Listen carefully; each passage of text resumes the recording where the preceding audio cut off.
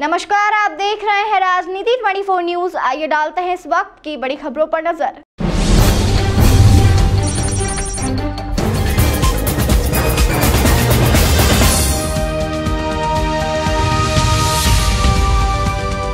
विद्यालय ने अपना 45वां वार्षिक उत्सव गूंज 2024 रविंद्र नाट्य गृह में बड़े ही धूमधाम और सांस्कृतिक भव्यता के साथ मनाया।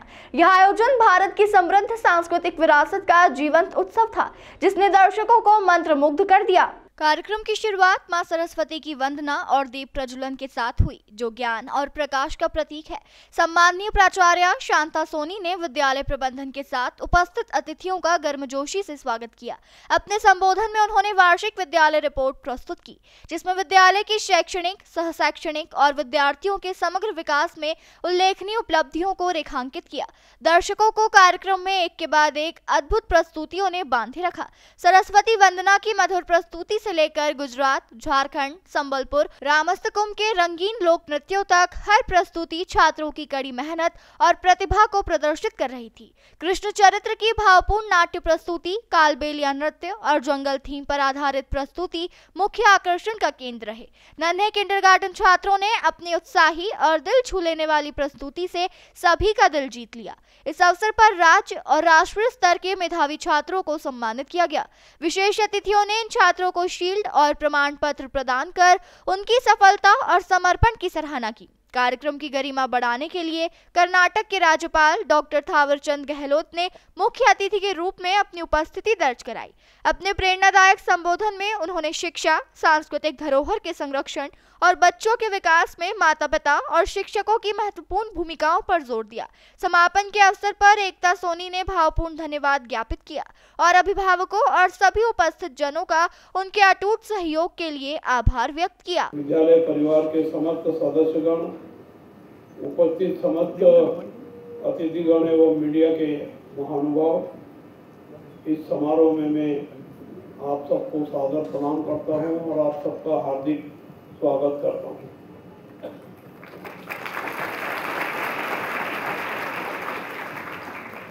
वार्षिक उत्सव का अपना एक महत्व है। आप और हम सब जब वार्षिक उत्सव मनाते हैं तो साल भर की गतिविधियों का लेखा जोखा भी प्रस्तुत करते हैं। भिन्न भिन्न प्रकार की एक्टिविटीज में पार्टिसिपेट करके जो उपलब्धियां हासिल होती है, इसके लिए पुरस्कृत भी होते हैं। निश्चित रूप से इस संस्थान ने 1980 से अभी तक गौरवशाली उपलब्धि हासिल की है। इंदौर मध्य प्रदेश का एजुकेशन हब है, शिक्षा का उत्कृष्ट केंद्र है और इस केंद्र को और सुशोभित करने के लिए pink flower higher secondary school की अहम भूमिका रही है।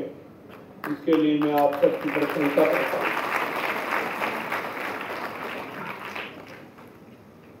शिक्षा हमको कौशल बनाती है और कौशलता के कारण हमारे जीवन में गुणवत्ता आती है और उस गुणवत्ता का लाभ हमको जीवन भर मिलता है। कर्तव्य के प्रति वफादारी के साथ कठोर परिश्रम करना, इससे बड़ी सफलता मिलती है। मैं स्वयं भी इसका अनुभव प्राप्त हूँ। सामान्य गरीब परिवार में पैदा होने के बाद भी शिक्षा के लिए एकाग्रता के साथ कठिन परिश्रम करके झुग्गी झोपड़ी में रह करके विक्रम विश्वविद्यालय से ग्रेजुएशन प्राप्त किया। खेलकूद की गतिविधियों में मैं बिरला जी के द्वारा संचालित स्कूल में पढ़ा हूँ। सब प्रकार की सुविधाएं उपलब्ध थी। मैंने एक आध गेम को छोड़ करके सभी खेलों में रुचि ली है। Volleyball, kabaddi, football, hockey, mallakhamb, gymnasium, और हमारे स्कूल में उस समय अखाड़ा भी था। जोर पानी भी किया, दंगल नहीं लड़ा, परंतु उससे मेरे को ये महसूस होता है कि खेलकूद गतिविधियों में हिस्सा लेने से शारीरिक, मानसिक और बौद्धिक सब प्रकार का विकास होता है।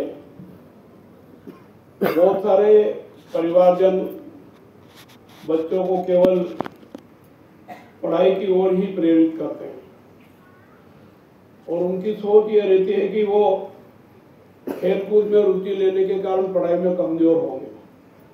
और मेरा अपना अनुभव है कि जो खेलकूद में रुचि लेते हैं उसका मानसिक स्वास्थ्य भी बहुत अच्छा रहता है और पढ़ाई में भी वो अव्वल रहता है। ये 45th एनुअल फंक्शन है Singh flower higher secondary school का, जिसके मुख्य अतिथि श्री थावर चंद जी गहलोत, माननीय गवर्नर कर्नाटका से यहाँ आए। और वो हमारे यहाँ के जो बच्चे स्टेट लेवल पे जो बच्चे चैम्पियन हुए हैं, मेरिटोरियस जो बच्चे हैं एकेडमिक में और स्पोर्ट्स में, हमारे करीब 11 विधाओं में बच्चों ने गोल्ड मेडल और सिल्वर मेडल्स लिए हैं, उनको सम्मानित करने के लिए यहाँ उपस्थित हुए थे।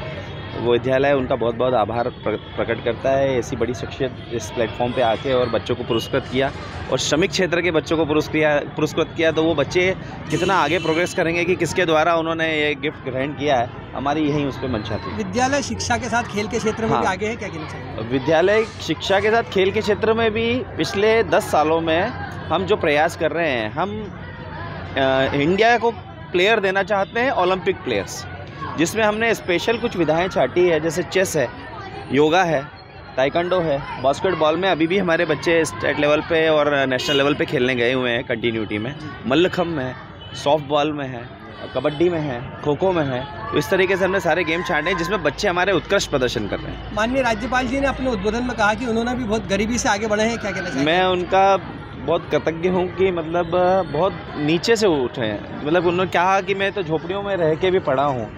हमने ऐसी शख्सियत को भी इस प्लेटफॉर्म पे लेके आने की कोशिश इसलिए की क्योंकि वो इनका दर्द समझते हैं कि ये कैसे अपग्रेड हुए हैं बच्चे।